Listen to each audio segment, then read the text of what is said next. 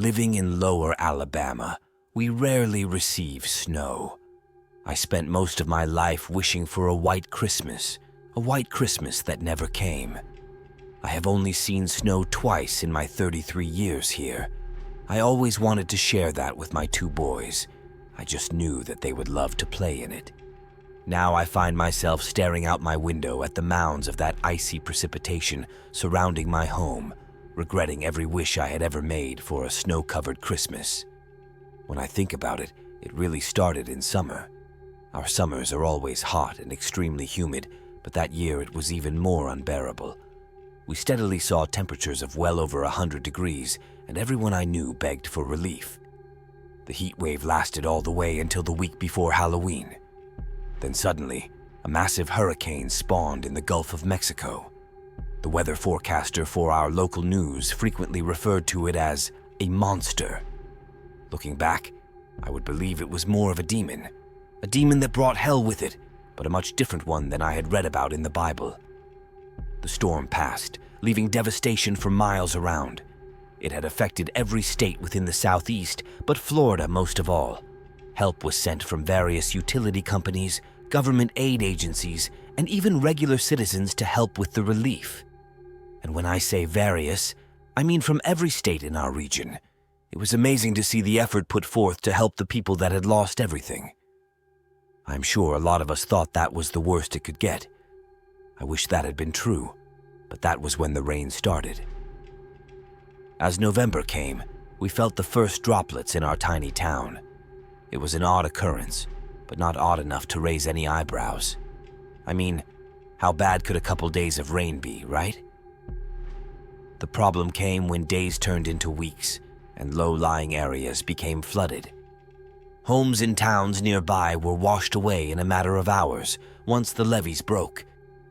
My wife Susan constantly thanked God that our house was nestled on a high elevation among trees. I found myself thinking the same thing, but God had nothing to do with what happened.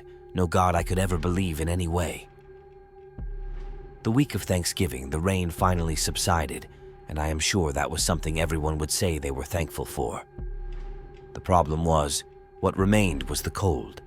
That in itself was not strange, but the severity of it was. We saw temperatures close to freezing for the following week, and that was something we rarely saw until late January or early February. My oldest son, Jacob, began singing that silly song by Bing Crosby. My wife beamed at the thought of them seeing snow on Christmas Day. The foolish child in me felt the same. "The boys will finally get to see snow, Paul," Susan squealed. "I know, I can't wait to see Tommy waddling in it," I responded. Those words ring in my head even now. I have to fight back tears when I think of just how stupid I had been.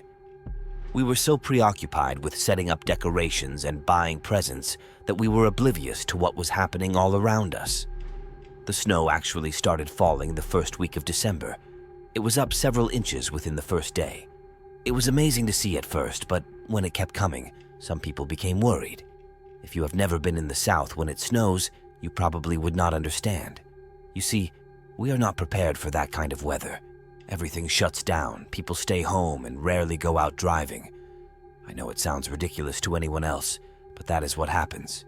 It just kept coming. My wife and I had let the boys play in the fresh powder originally, but when it had gotten so high that I could barely walk in it freely, we decided it was best to keep them indoors.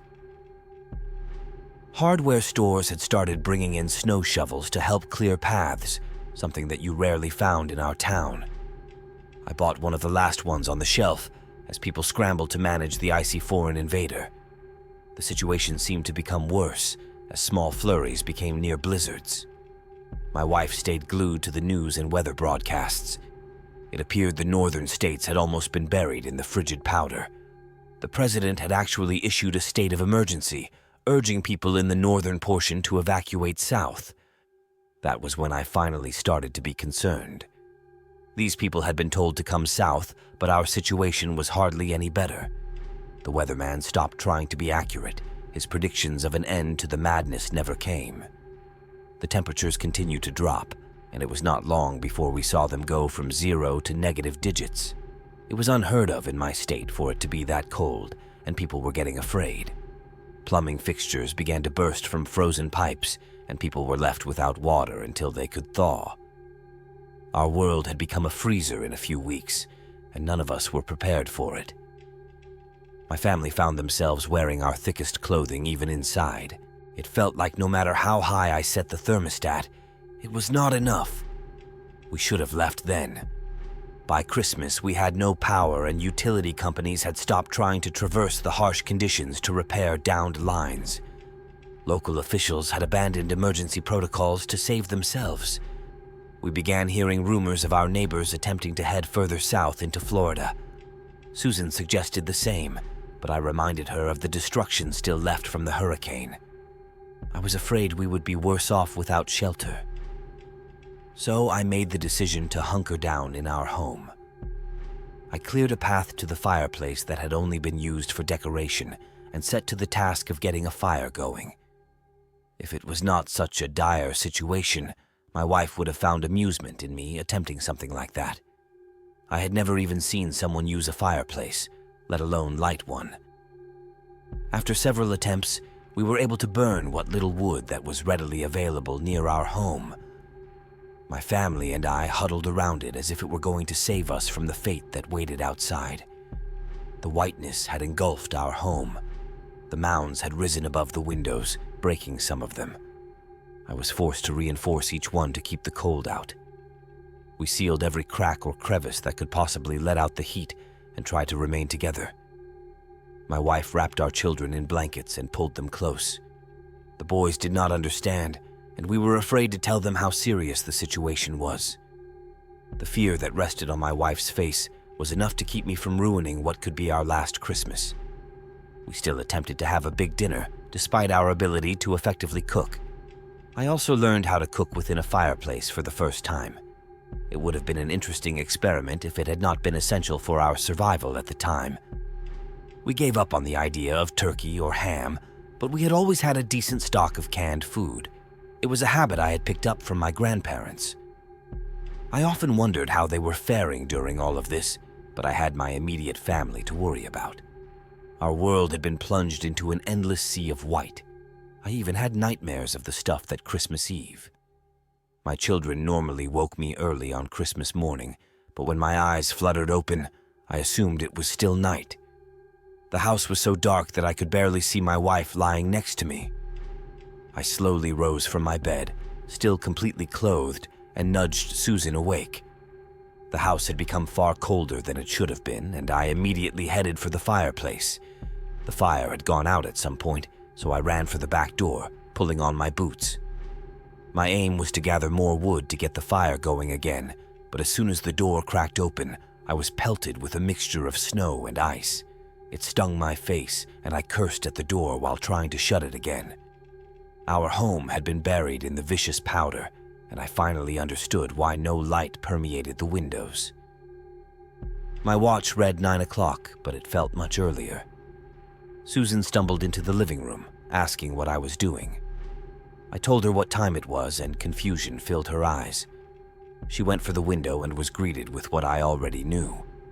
I do not remember ever seeing her quite so afraid, and the feeling was mutual. I buried my emotions down, though, knowing I had to be strong for my family. I told her to go check on the kids while I tried to get the fire going again. She disappeared down the hall, and I made my way to the dining room. The table and chairs had been passed down through my family for generations, but I knew it would have to be sacrificed. I set to dismantling the wooden chairs first, but was stopped by the sound of my wife's scream. I rushed through the hall, listening to the awful sound echo in my ears. I could feel tears forming in my eyes, but I pushed them back as I rounded the corner. She was grasping the doorframe of our children's room. We had put them together so that Jacob could help keep an eye on Tommy. I could see her body shaking as she stared into the room. Tears rolled over her cheeks as I turned to see inside. The window of their room had given to the weight of our captor, despite my attempt at strengthening it. Snow had buried the boys in the night, and that was when I noticed the flakes of white all over my wife's hands.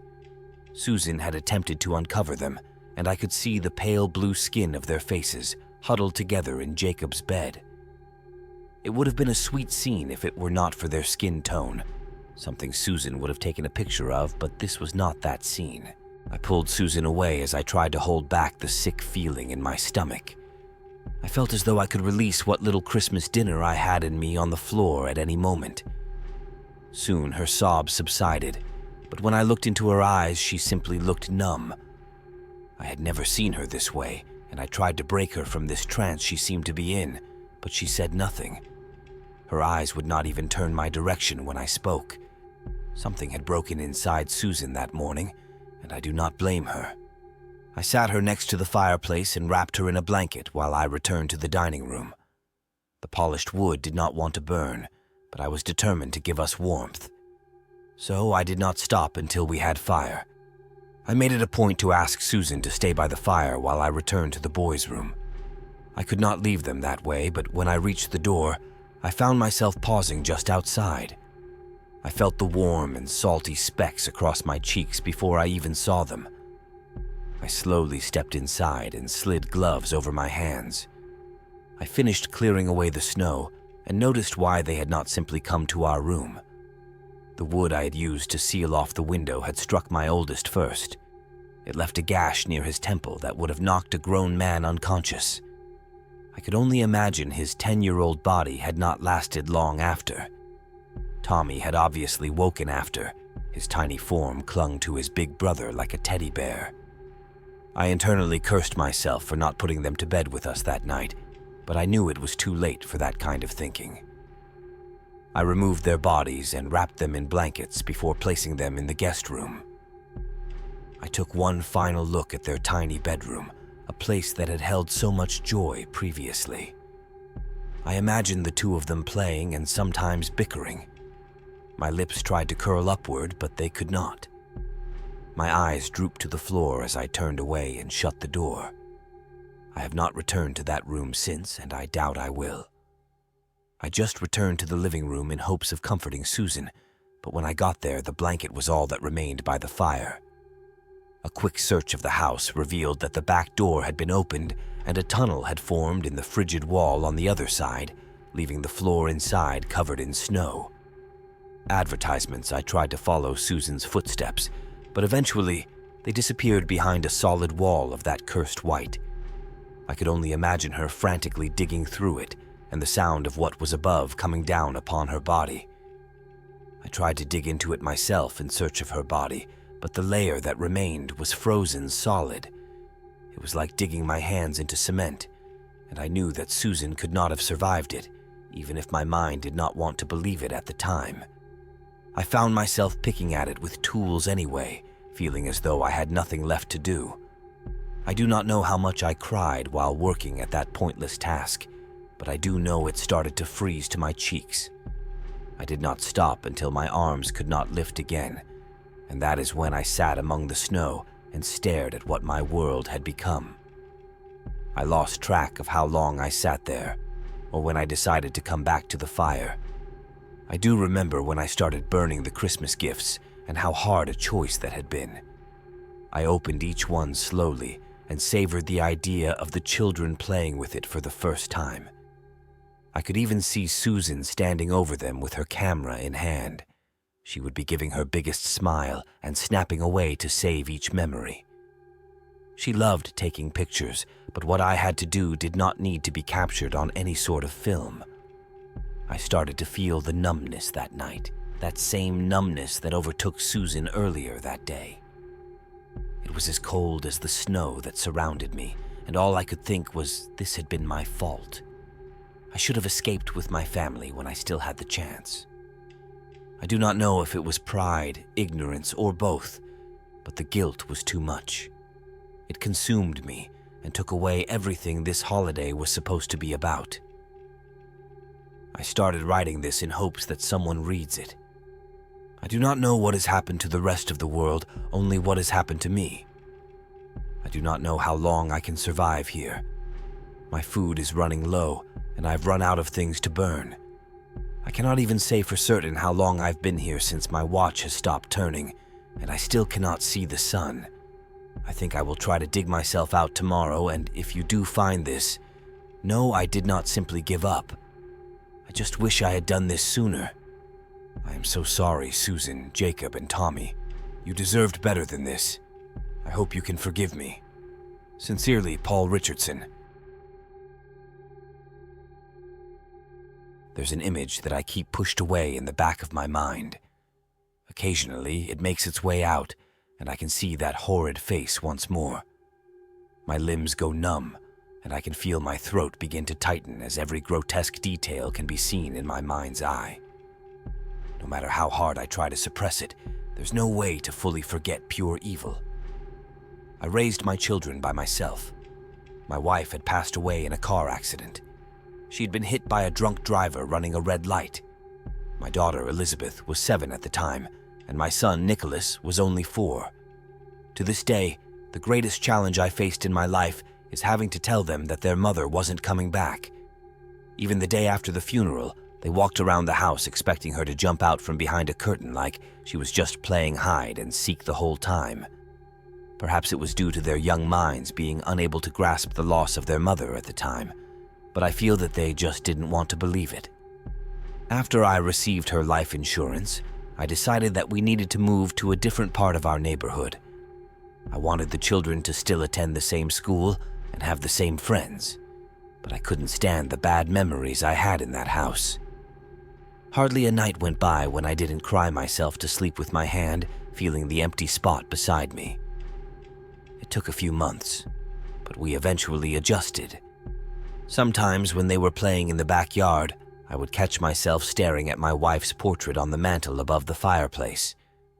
A smile would cross my face, and I would feel a tear run down my cheek.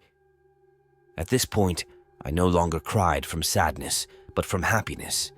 I'd finally accepted that she was in a better place, and our lives were going to get better. All of that changed the day I saw it in the woods behind our house. When we switched houses, we moved into one on the edge of our neighborhood. It was in a cul-de-sac directly across from one of my children's friends. Not only was it a great social location for them, but I also desired a small bit of isolation for myself. I would still have my own companions over for a drink, but I did enjoy just sitting on my back porch watching the birds fly around the trees in the backyard. The trees went on for what seemed like an eternity, giving me a feeling that I was the ruler of an endless domain that started in my backyard. One day, while I sat in my chair with a bottle of beer in my hand and a book in the other, I heard Elizabeth call from the edge of our lawn. When I asked her what she wanted, she turned to me with wide eyes and a trembling hand outstretched and pointing towards the woods. I strained my vision to try and find what she saw, but was unable to. I rested my book and drink down on a nearby table and walked across the grass to meet my daughter. I placed a hand on her shoulder and pulled her close and did my best to comfort her. "What has you so scared, darling? Is there a fox or something out there?" With her head still buried in my side, she shook it violently and continued to point. I followed her finger until I was staring at a large oak tree about 10 feet from the edge of our lawn. The leaves scattered among its branches had changed colors, and a few of them littered the ground around the trunk. Beneath the roots that sprawled across the dirt, I spotted a hole. I had noticed the tree before, but never expected that there would be an animal living underneath it. "Honey, I can't help if you don't tell me what's wrong. Now I'm going to ask you again. What is it that you saw?" Elizabeth took in a deep breath and spoke with fear grabbing at her vocal cords. "That." I looked up from her and stared at the base of the tree. A hand covered in flawed gray skin slowly reached out and clawed at the earth outside of the hole. Long yellow fingernails scratched at the dirt until they dug deep into the damp soil. Now, with proper grip, I heard the creature let out a deep groan as it began to pull itself from the hole. As more of its limbs came into view, I took notice of how frail this thing appeared. I watched the thin muscles of its arms flex under its sickly skin to pull itself further out the hole, revealing itself from the darkness underneath the tree. This unearthly creature lifted its head in the autumn sunlight, giving me the first glimpse of its face. It had sunken eyes and cheeks, causing the skin to be pulled tightly against its skull. Its bloodshot eyes would disappear from view as cracked eyelids slowly blinked. Greasy lumps of dark gray hair hung over the sides of its face and down the nape of its neck. The individual vertebrae of its spine pressed under its skin, shifting in a grotesque fashion as the body moved. I stood motionless in complete and utter shock. I could no longer hear the birds chirping or the wind in the leaves. The only noise I could hear was its thin and raspy breathing that croaked out of its throat. My daughter's hand had gripped my shirt and squeezed it tight. I could feel her shaking me as if she was trying to tell me something, but I couldn't hear her. My ears soon filled with the piercing shriek that erupted from deep inside this creature as more of its body became exposed in the sunlight. As it continued to scream, the body shook violently and limbs moved unnaturally. To this day, I'm not sure what made me grab my daughter and run, but I'm thankful that something finally made me move. Before I knew it, I was inside and had slammed the door shut. I turned the deadbolt and threw the latch at the top of the door. As I kept my eyes trained at the edge of our lawn for it to crawl onto the grass, I yelled at Elizabeth to go grab my gun from the drawer in my nightstand. She left and soon returned with the weapon grasped firmly in her hand. I took it from her and quickly disengaged the safety. I cocked it and stood at the ready to unload every single bullet into this hellish monstrosity. As I stood guard, I instructed my daughter to call the police, tell them to send officers out here. 2 squad cars arrived in less than 10 minutes. It was no coincidence that I bought a house within close proximity to the police station. As I followed 2 officers towards the edge of the backyard, all 3 of us with our weapons drawn, another stayed inside with my daughter. Although they approached the tree without much hesitation, I kept my distance knowing what lurked inside that dark hole. With their weapons trained on the opening, one of them retrieved the flashlight from his belt and flashed it inside. What they found was nothing. They stuck their flashlight all the way inside until they could see every inch of that burrow. There was nothing inside of it. There wasn't a single trace of something ever being in there. The first thought that jumped to my mind was that they would think I was trying to stage some kind of hoax. However, they simply told me to keep an eye out for the creature again and to call them if I saw it again. They also recommended that I keep a camera on me on the off chance that I could snap a picture of this thing. After comforting my daughter, they left us alone in my house. To this day, I'm convinced that they remembered my wife's death a few years prior and thought it best to not try claiming that I was running a prank on them. They probably figured that I had had enough trouble in my life and that there was no need to fake something like this. 4 years passed without me ever seeing any sign of it. Whenever it reared its ugly head again, it was in a way I had not even imagined. My daughter had just turned 11, and I permitted her to have some friends over for a sleepover. I took the trouble to push all the furniture in our living room to one side and make a large area for them to put their sleeping bags down. I told Elizabeth that I wanted them to sleep inside because there had been sightings of coyotes around the area, but she didn't seem to buy it. She knew the real reason why I didn't want them outside at night, and she didn't disagree with that one bit. While I spent the night with Nicholas in our media room watching a movie, I would occasionally hear the girls laughing or letting out a playful scream. I tried telling myself that the screams were only due to some stupid game, but my mind tried telling me that something else could be the source.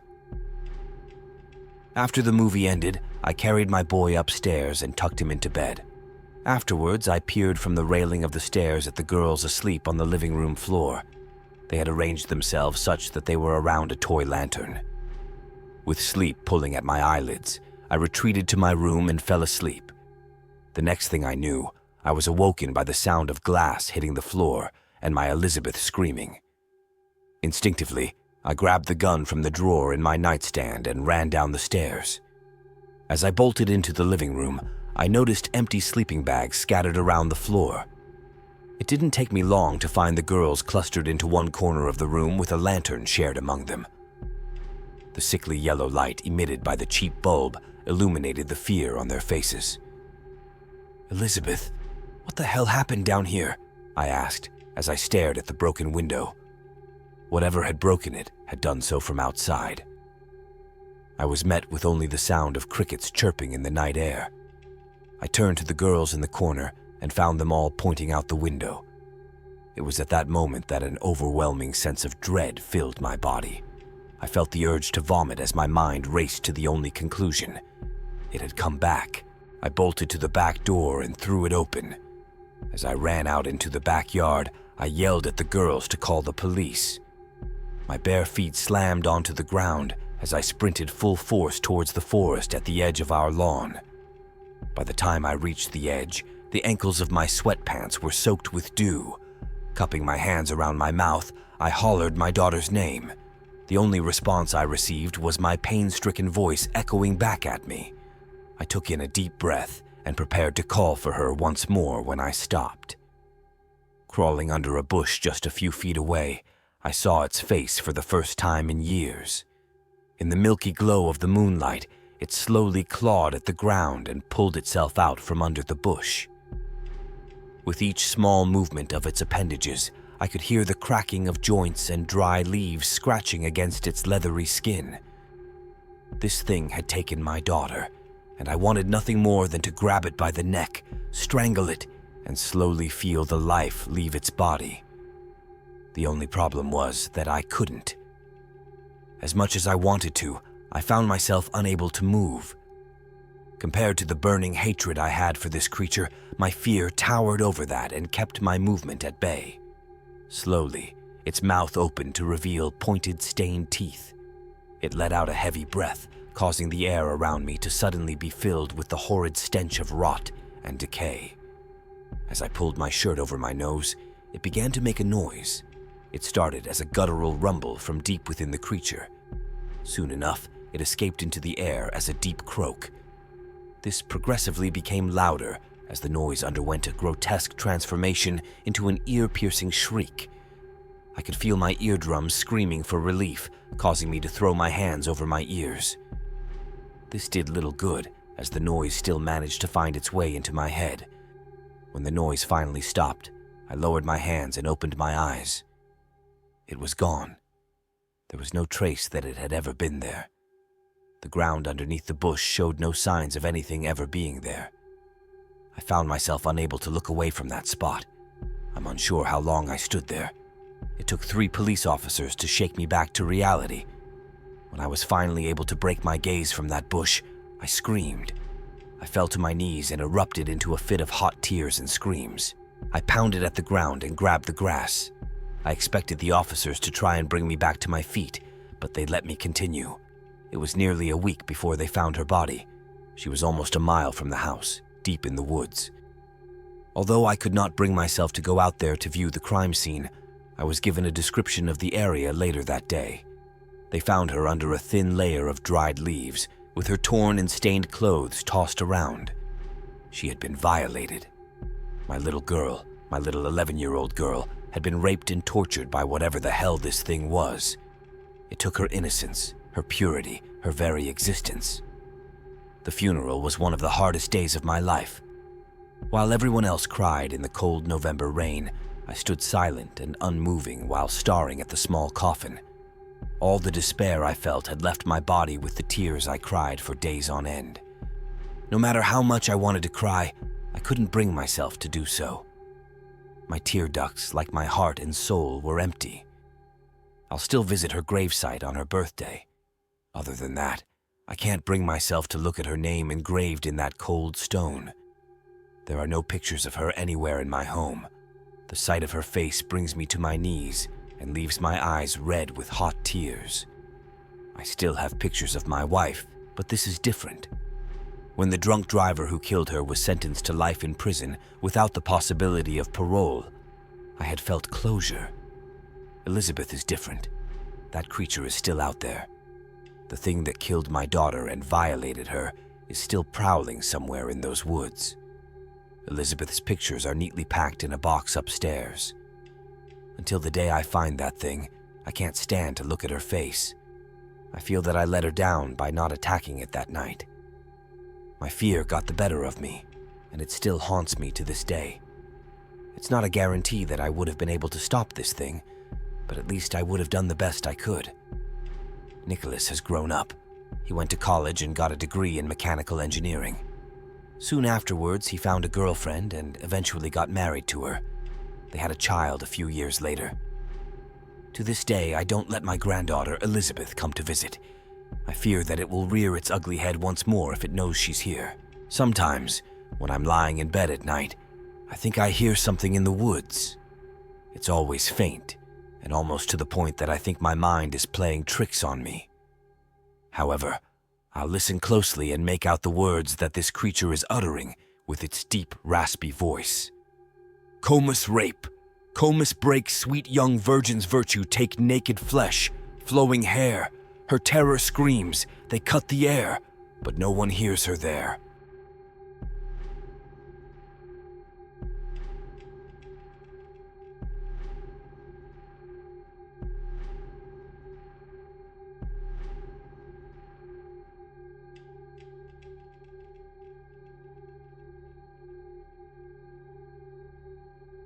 I once knew a guy who looked almost exactly like me. He had the same curly brown hair, only slightly darker. He had the same crooked nose, only a bit smaller. Even our eyes were similar, both almond-shaped, but his irises were a slightly lighter shade of brown. He didn't just look like me either. We acted similarly, talked similarly, walked similarly. The list goes on. We only had slight variations in almost every aspect of our being. It was scary at first, but soon that fear developed into anger. I absolutely hated that lousy, good-for-nothing faker. Thomas Blake was his name. I met him in my junior year of high school. He transferred toward the beginning of the school year, since apparently his father was with the army and thus had to move around often. And yes, my mother was in the army as well, and this was the third high school I had attended thus far. It was his fourth. That was a recurring theme with the variations between Thomas and I. He always seemed one step further. Not ahead, just further. When he was first introduced to the class, everybody made a huge deal about how similar we looked. Even the teacher was confused for a moment, thinking I was pulling some kind of prank. However, when they noticed me sitting in my seat at the back of the class as usual, eyes shifted between the two of us in astonishment as whispers were exchanged. In a similar state of surprise, my gaze was firmly fixed on Thomas, meeting his. Unlike me, however, he didn't appear surprised at all. He just looked at me with a slight smile as he went to take the seat the teacher pointed out for him. Said teacher always had a bit of a sense of humor, so of course, since Thomas needed a study buddy to get him caught up on the class's lesson content, I was the man for the job.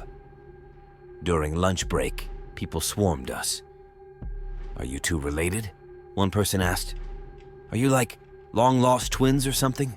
Another hypothesized. My school had a fair amount of silly people among its student body, so all sorts of theories were thrown around. Maybe we were clones who'd escaped from a secret laboratory and gotten separated. Maybe we were the twin product of a steamy military love affair between his father and my mother, who then decided to split the two of us before leaving each other. Maybe we were even the same person from two different timelines that had somehow intersected. The theories just kept getting more convoluted as the class had a field day with it. Now, I didn't hate Thomas from the very start. In fact, we were something akin to friends at first. Our various similarities made that easy for us, plus the fact that everyone else was already calling us the twins a few hours after we'd met. Since I was his study buddy, the two of us spent a fair amount of time together, and I soon introduced him to my little clique of friends. That was when he began to creep me out a little. My 4 friends and I were sitting at a lunch table eating as usual when he walked up. Hey, mind if I join you? He pointed to one of us before shifting his finger to another. And you? Yet again, he shifted his finger and repeated the question until he pointed to me. He paused for a moment, then went, And me? Everybody except for me laughed at the odd little greeting. I just looked up at him with a half-assed grin like I was attempting to find it funny, but blatantly failing. What caught me off guard was that, apart from that last bit, This was exactly how I'd first approached a group of kids in one of my last schools, word for word.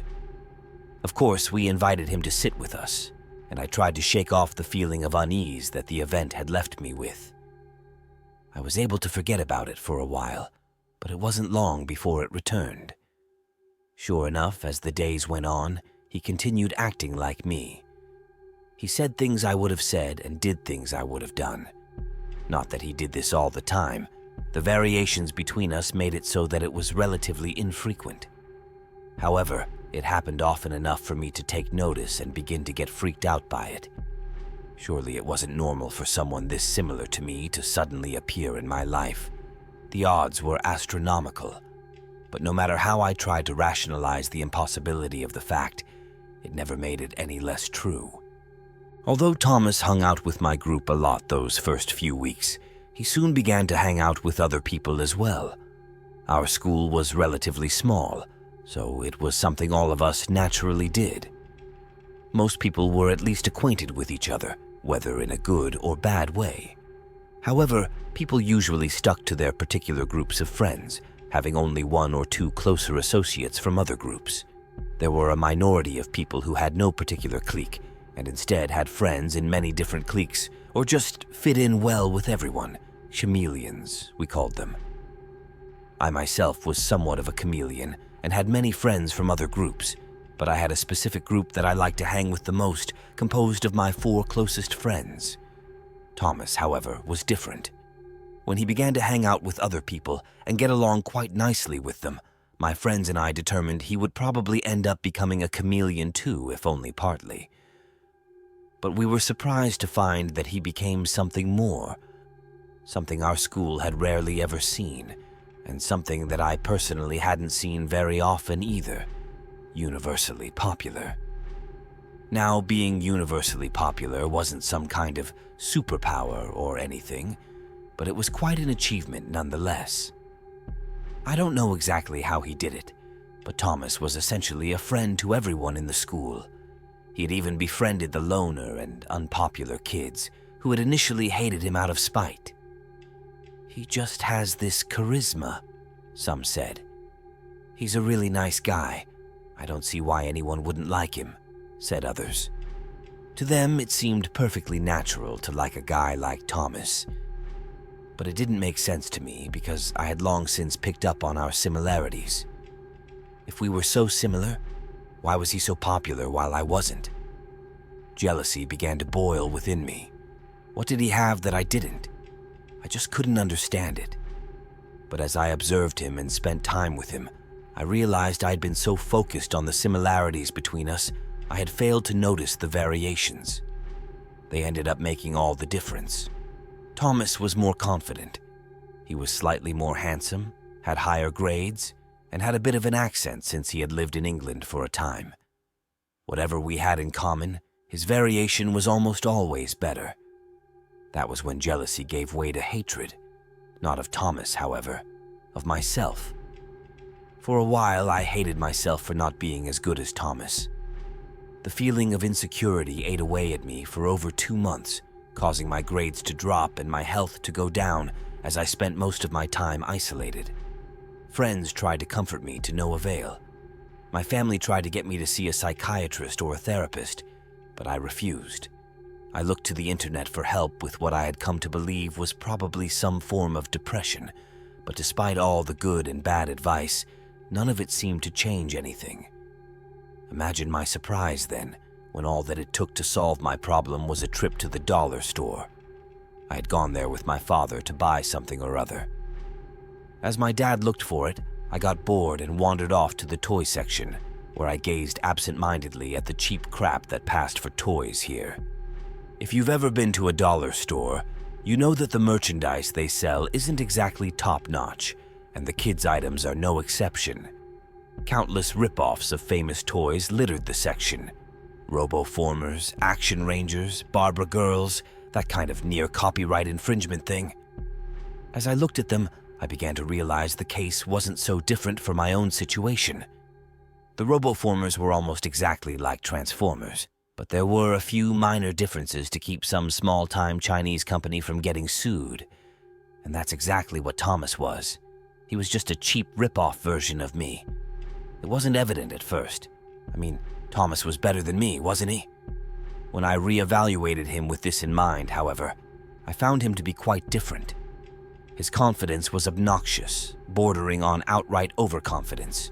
His grades were only higher than mine because I and many others had helped him study. His English accent was only faint and most likely somewhat forced. No matter how I looked at it, he was just nothing but a faker.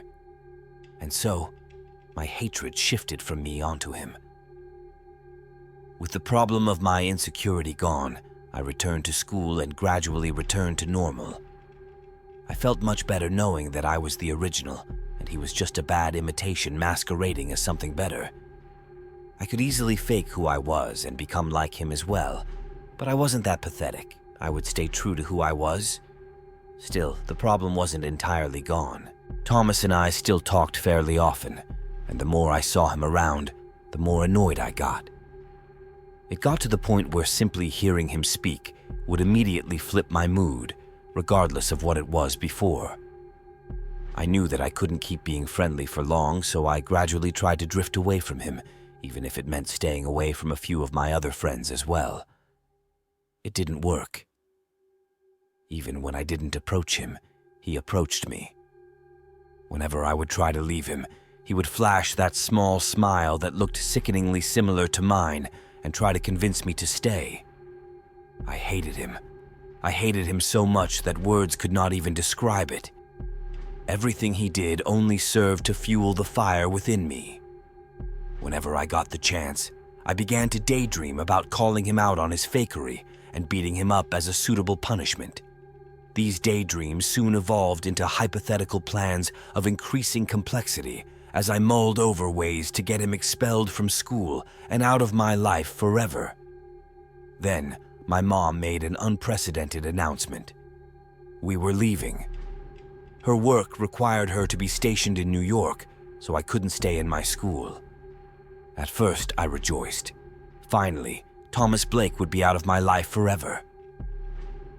A couple of months passed and the week of the move came, so I said my goodbyes to all of my friends and acquaintances, and unfortunately, Thomas before leaving my school.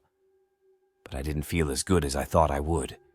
Initially, I believed that getting away from Thomas was what I needed, but he just stayed on my mind. I was confused. Why couldn't I stop hating him, even after I'd never have to see him again? He was irrelevant now, after all. I could just leave him behind and start a new life somewhere else, where I was the only me. But no. I soon realized that no matter where I was on this planet, I simply could not condone a cheap rip-off of myself still existing out there, acting like he was better than me. Even if I never had to see him again, I'd know he still existed, and that would eat away at me forever. There was only one way I could solve the problem. I had to stop him from existing. But could I really go through with killing him? Coming up with a plan wasn't too hard, since I knew where he lived as well as the layout of his house. As much as my hatred compelled me, however, fear of the potential consequences halted me. In the end, I didn't even need to take the initiative. About a week before the scheduled time for the move, I got a call from none other than my would-be doppelganger. "Hey, Travis, want to hang out?" Thomas asked nonchalantly. "I know you're leaving soon, so I was thinking we should go somewhere one last time. I asked James and Sarah, but neither of them are available, so I guess it's just us."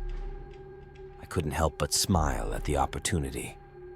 Maybe if I could get him all alone and make sure nobody found his body for a while, it could work.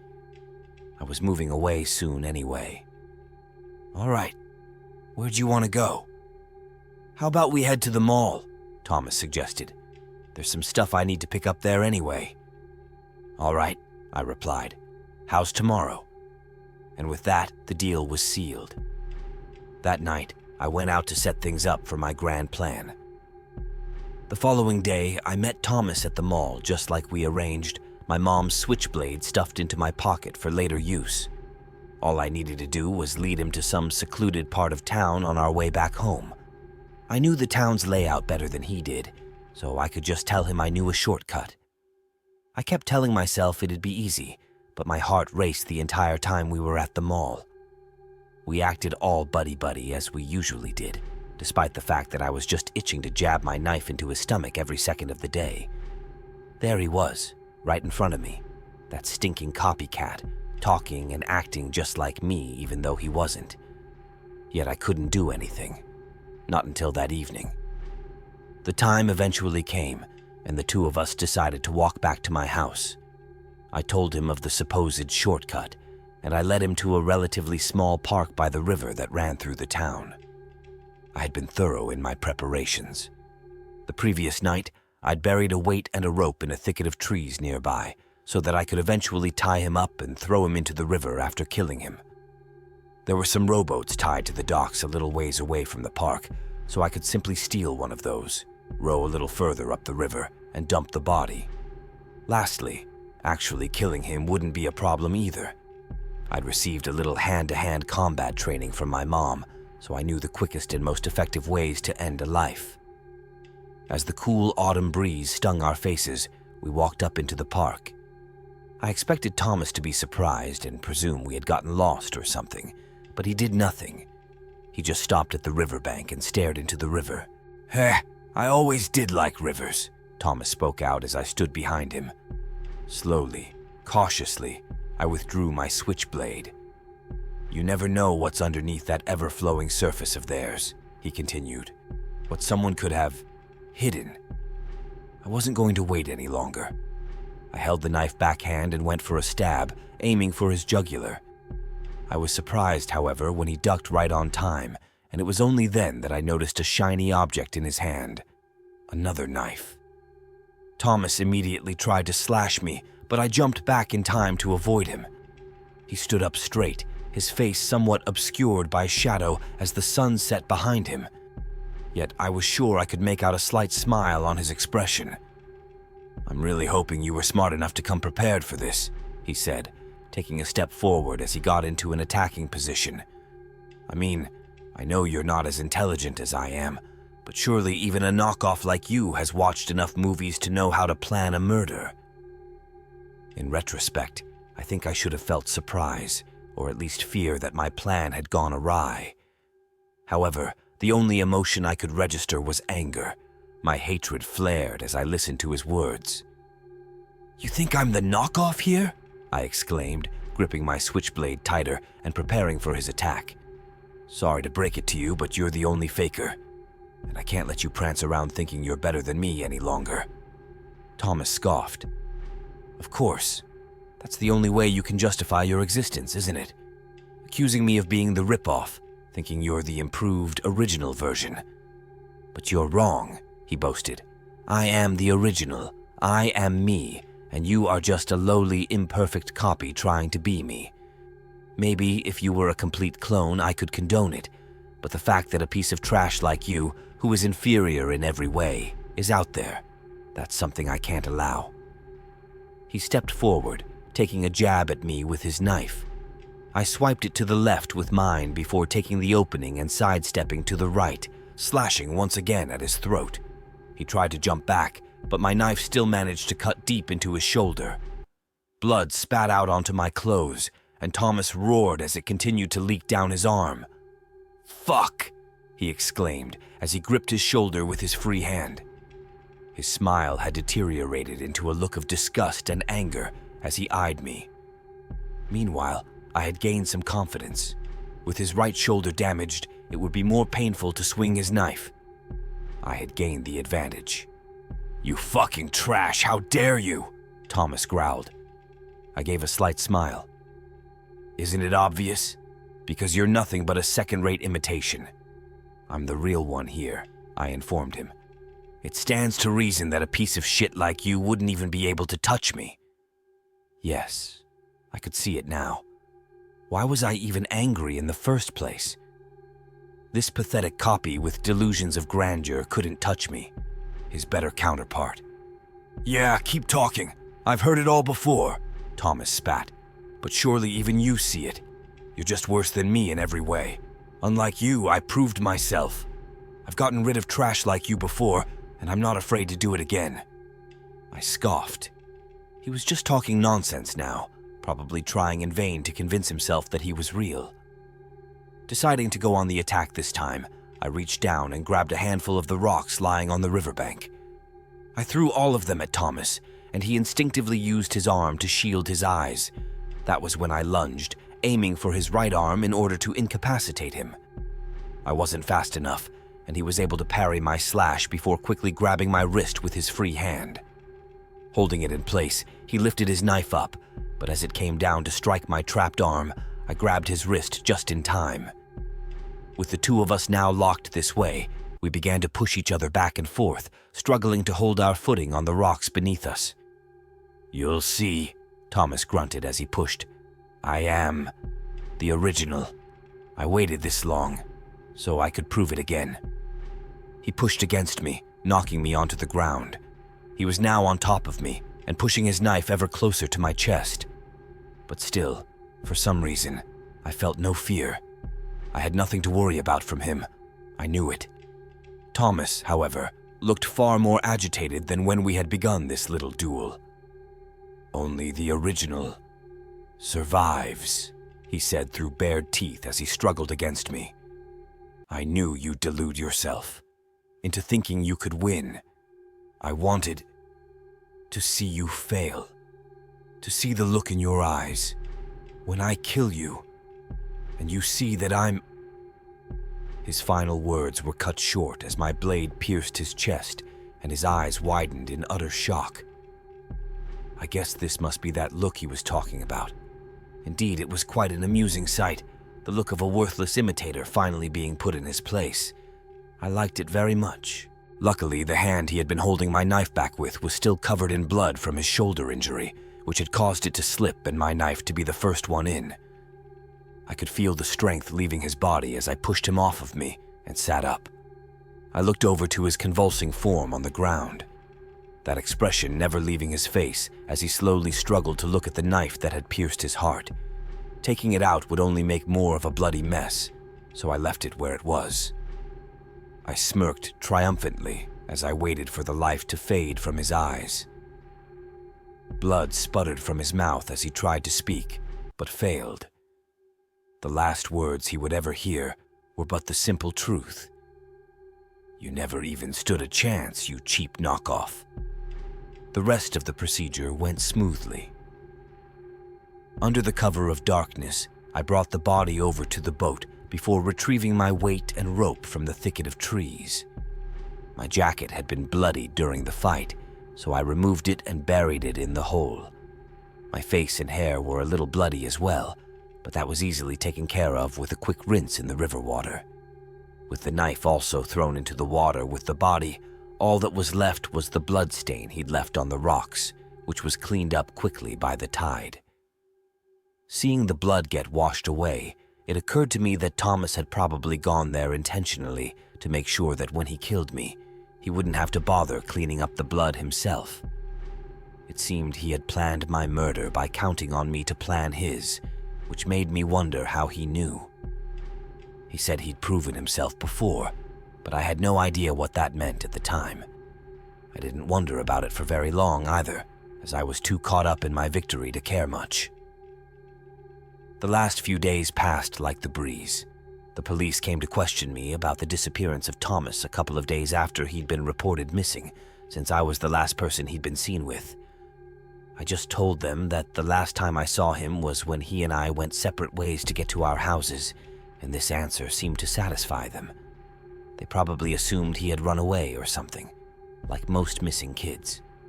It didn't really matter, because 2 days later, I was out of there and off to New York. Only then did I feel truly successful. Uncaught and untouched, I was now indisputably the one and only Travis Burke. That summer was probably one of the best of my life. With my identity now to myself, I felt far better than I ever had before, and it showed. I began attending a youth group at my new local church and made friends with the people there. It was surprisingly easy, far less awkward than it had been before. Of particular interest was one girl, Leslie, who would later even become my girlfriend after I worked up the nerve to ask her out. The people from the youth group quickly introduced me to their other friends, and it wasn't long before I was well acquainted with everyone in most of their social circles. Things were going better than they ever had before. The entire time, though, a lot of the people kept saying something odd. "I swear I've seen your face somewhere before," they would always tell me upon meeting me. It troubled me because I thought news of Thomas Blake's disappearance might have gotten widespread enough to reach the next state over. Of course, this wasn't the case. In hindsight, I probably should have known what the real cause was. And so, I stand here today. As I enter my new classroom today at the beginning of my senior year, my eyes scan the room full of students. I take in the faces of those I don't recognize, making a mental note to talk to them later. Then I look over the ones I do know from last summer, and my eyes rest on one particular young man who's looking back at me with a surprised expression. I glossed over him earlier, having recognized him all too well despite never having met him. He has slightly lighter brown, curly hair, a slightly larger, crooked nose, and even almond-shaped eyes, with a darker tint to the iris's chocolate brown. It isn't long before the rest of the class notices, and eyes begin to shift between the two of us as whispers are exchanged. I'm less surprised about this than I think I should be, really. Realizing what Thomas must have been talking about the day I killed him, I can't help but smile slightly. It doesn't matter what he said, though. Unlike him, I am the original, and I know it. I couldn't be killed by Thomas, and I certainly can't be beaten by this guy either. He's just another knockoff that I'll have to put in his place.